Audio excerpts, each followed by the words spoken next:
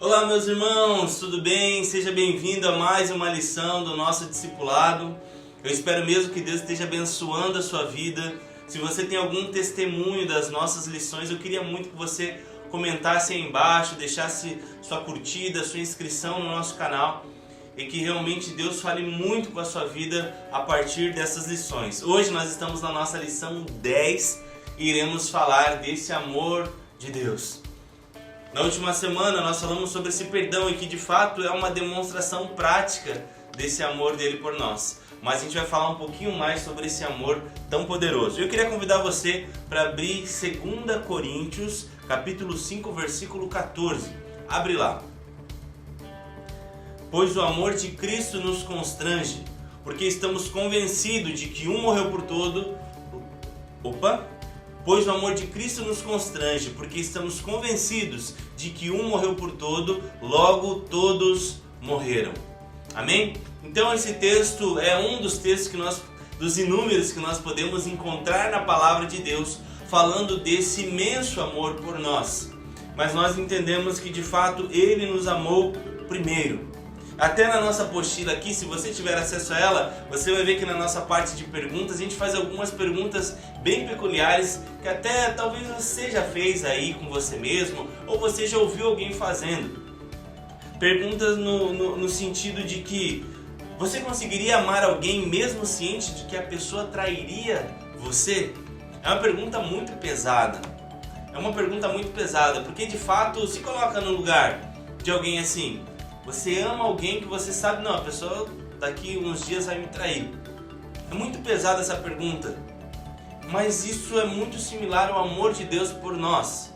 Talvez você diga, pô Rafael, mas como assim?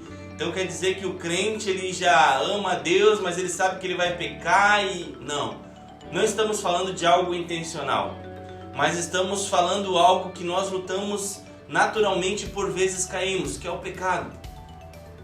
Deus nos ama, mesmo Ele sabendo que ainda teremos os nossos tropeços, mesmo sabendo que nós teremos as nossas falhas, mesmo muitas das vezes nós não deixando que Ele seja o dono efetivo da nossa vida, sendo o primeiro lugar, sendo a prioridade, mesmo assim Ele nos ama.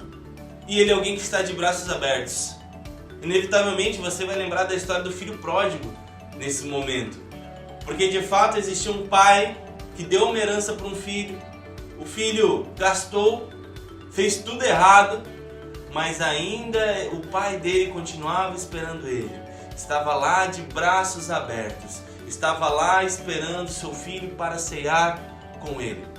Obviamente, talvez quando a gente vê a história do filho pródigo, a gente pensa, não, mas é uma história mais de uma pessoa que se desviou da fé, e eu concordo com você. E até no nosso canal temos algumas pregações acerca dos filhos pródigos. Mas o que eu quero dizer com isso é que de fato o caráter de Deus é de alguém que ama independente das nossas falhas e independente dos nossos tropeços. Ele é alguém que nos ama. E diferente do amor do mundo, é um amor que não espera nada em troca.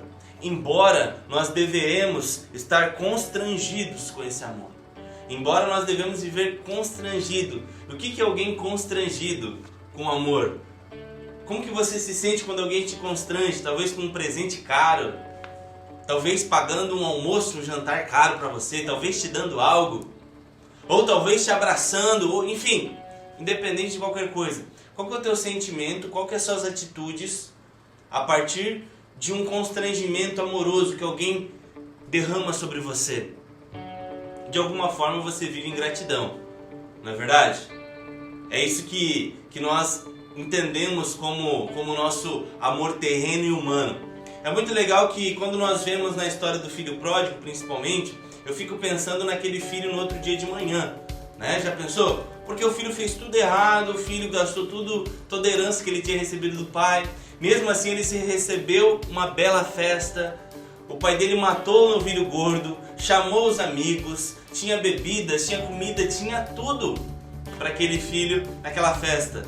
Eu fico pensando no outro dia de manhã aquele filho acordando. Eu fico imaginando o tamanho da gratidão que ele teria pelo pai. O tamanho do amor, ele ia abraçar o pai, ia beijar ele, tudo que o pai pedisse para ele, filho, Me ajuda com isso? Não, pai, conta comigo, eu vou te ajudar, eu estou junto contigo, pai. Eu não tenho como pagar, mas eu quero de alguma forma fazer algo para demonstrar minha gratidão. E é mais ou menos assim que nós vivemos a nossa vida com Deus. Nós vivemos uma vida de gratidão. Nós somos constrangidos com o tamanho amor. Amém? Eu queria convidar você a abrir sua palavra num texto muito conhecido quando a gente fala de amor. Até um texto bem clichê. Quem sabe você casou lendo esse texto, né? Mas é um texto que está lá em 1 Coríntios 13, que ele vai falar, né? Dentre todas as... falando sobre o amor e tudo mais, no versículo 4 ele vai falar o seguinte: o amor é paciente, é bondoso, não inveja, não se vangloria, não se orgulha, não maltrata, não procura interesses, não se ira facilmente, não guarda rancor. O amor não se alegra com a justiça, mas se alegra com a verdade. Tudo sofre, tudo crê, tudo espera, tudo suporta. O amor nunca perece. Enfim, esse texto você pode dar uma lida com bastante calma, tentar digerir bastante esse texto. Mas eu até anotei alguns pontos bem interessantes, que de fato o amor é paciente. Deus é amor, não tem outra definição para nós definirmos Deus. E Deus é amor. Ou seja, é muito legal que talvez você já desistiu de alguma pessoa. Pô, às vezes quero trazer alguém para a fé, mas a pessoa não se ajuda. Ou a pessoa se desviou da fé e está num lamaçal de pecado, está muito difícil. Talvez você já perdeu até paciência. Ou talvez você pense, esse Deus eu acho que não, ele não vai me esperar, porque ainda eu não quero seguir, eu não entendo ainda, mas sabe, todas essas objeções que você pode estar colocando para colocar em xeque o caráter de Deus, eu quero que caia por terra agora. Porque se Deus é amor, e a palavra nos afirma que o amor espera, pode ter certeza. Às vezes você tem um familiar que você está intercedendo, às vezes você tem um familiar que você está orando. Deus espera, Deus aguarda ansiosamente, mas Deus é paciente. Deus é paciente, sabe? Às vezes a gente não é tão paciente, mas Deus é paciente. Por isso que tem pessoas que às vezes caminham perto de nós, que a gente fala, essa pessoa caiu nisso de novo, meu Deus, às vezes a gente fica até um pouco de saco cheio às vezes, mas Deus, Ele é paciente, Ele é paciente, esse é o caráter de Deus. E por isso, meu irmão, se você se desviar em algum momento, se você escorregar em algum momento, saiba, existe um Deus que é paciente com os seus problemas, com os seus pecados e com as suas dificuldades. Amém? Outro caráter, bondoso.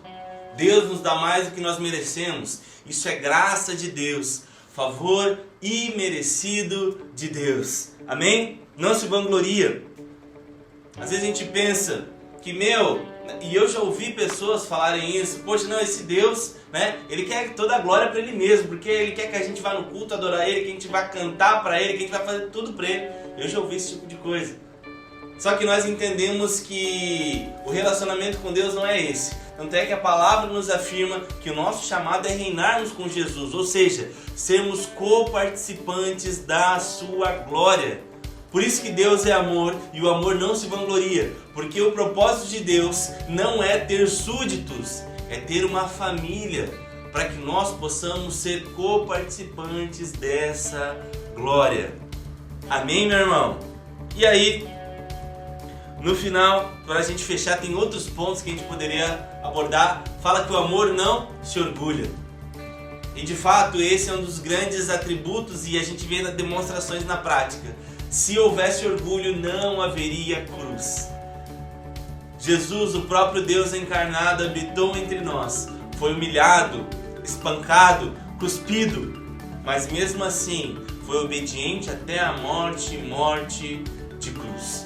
O verdadeiro amor que é Deus não se orgulha. Sabe, meus irmãos, nós falamos algumas características de não se orgulhar, de não se vangloriar, de ser paciente.